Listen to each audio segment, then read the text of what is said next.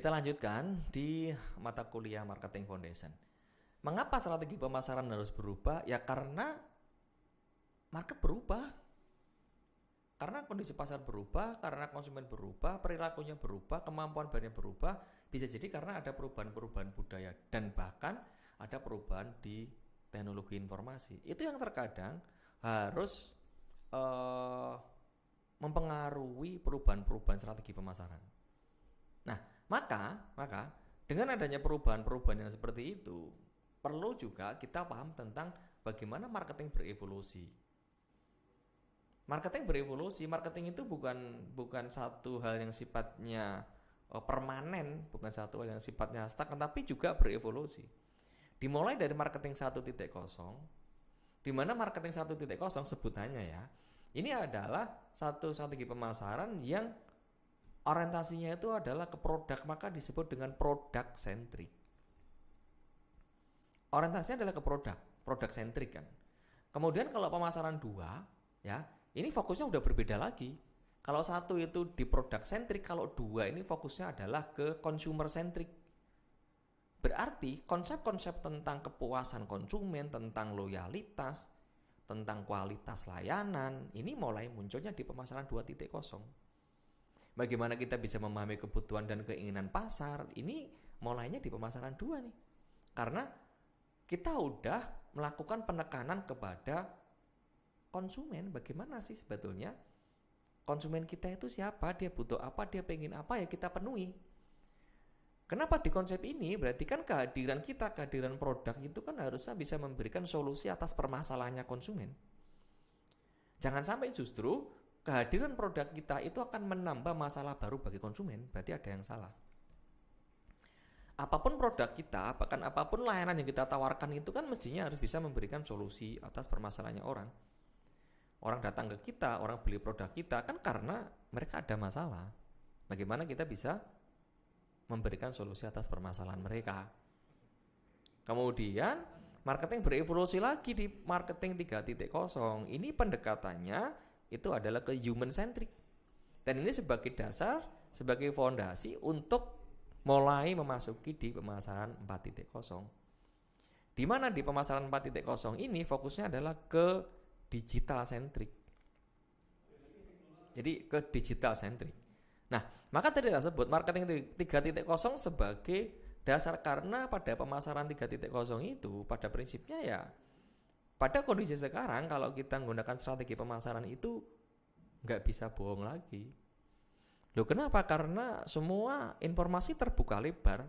Siapapun bisa mendapatkan informasi tentang produk kita. Siapapun bisa dengan mudah mendapatkan informasi tentang produk pesaing kita. Siapapun orang itu bisa melihat bagaimana kualitas layanan yang kita berikan. Dan semua orang pun bisa membandingkan kualitas yang kita berikan dengan kualitas yang diberikan oleh pesaing kita. Karena memang dengan mudahnya sekarang, dengan menggunakan media yang ada sekarang itu benar-benar informasi terbuka lebar. Kapanpun, dimanapun orang bisa mendapatkan informasi itu. Sehingga kalau kita memberikan promise yang tidak sesuai, sehingga kalau kita memberikan promise tapi kita tidak bisa memberikan proof yang sesuai, kalau kita hanya sekedar memberikan janji tapi kita tidak bisa memberikan kinerja yang sesuai dengan apa yang kita janjikan, ya berarti justru efeknya akan berbahaya. Ya, maka itu mulai muncul di pemasaran 4.0 disebut dengan digital centric. Kemudian kalau pemasaran 5.0 berarti arahnya adalah ke technology for humanity. Ini marketing berevolusi. Ya, marketing berevolusi. Berarti kalau memang kondisi market kita itu sekarang arahnya adalah ke digital, ya kita bisa menggunakan berbagai macam strategi digital. Ya kan?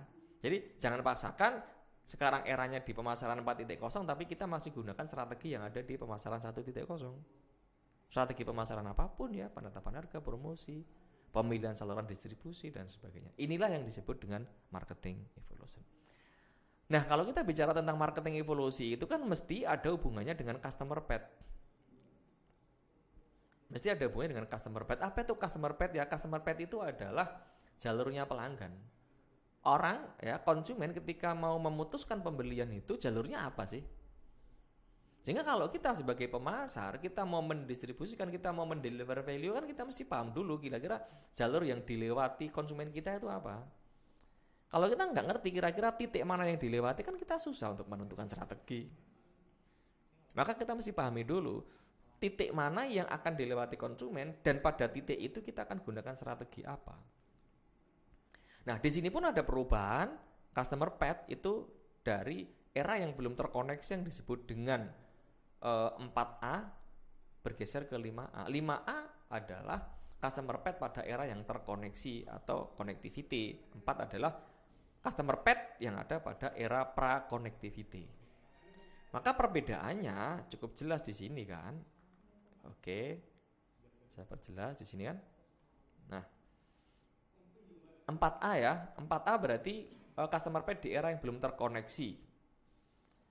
Dimulai dari membangun awareness. Orang ketika mau memutuskan pembelian dia harus ngerti dulu, dia harus aware dulu. Setelah dia aware maka ke attitude. Orang mulai muncul perasaan suka tidak suka.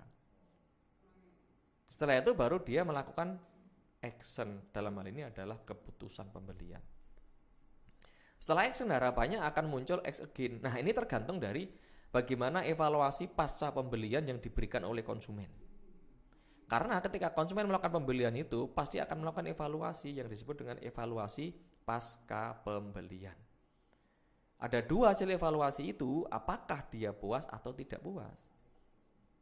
Kalau puas ya harapannya salah satunya adalah X again, bagaimana orang itu akan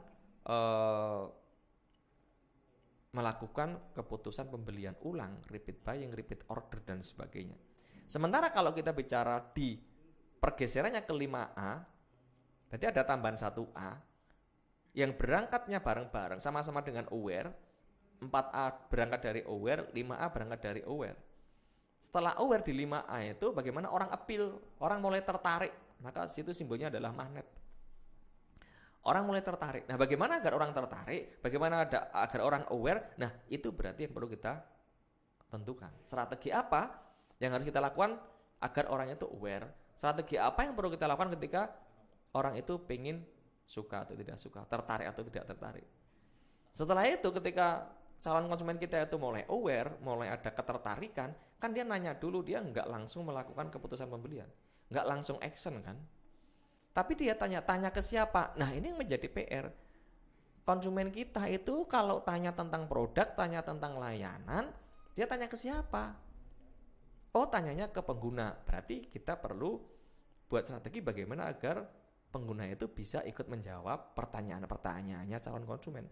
Oh, sekarang orang tanya itu di media sosial. Nah, bagaimana kita bisa menyediakan informasi di media sosial untuk menjawab pertanyaan mereka? Oh, orang itu kalau mau beli sekarang sukanya lihat di online customer review. Oh, berarti kita harus sediakan online customer review untuk menjawab pertanyaan mereka.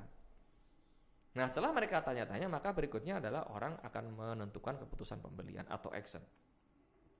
Cuma perbedaannya kalau di 4A, A yang terakhir itu adalah X again, pembelian ulang, repeat buying, repeat order. Tetapi yang di 5A itu bicara adalah ke advocate, bagaimana orang bersedia untuk menceritakan pengalaman positifnya ketika berbelanja atau menggunakan produk atau layanan kita. Itulah yang menjadi perbedaan antara customer path di era 4A menuju dan bergeser ke 5A. Jangan lewatkan untuk materi berikutnya di video berikutnya setelah yang satu ini. Terima kasih.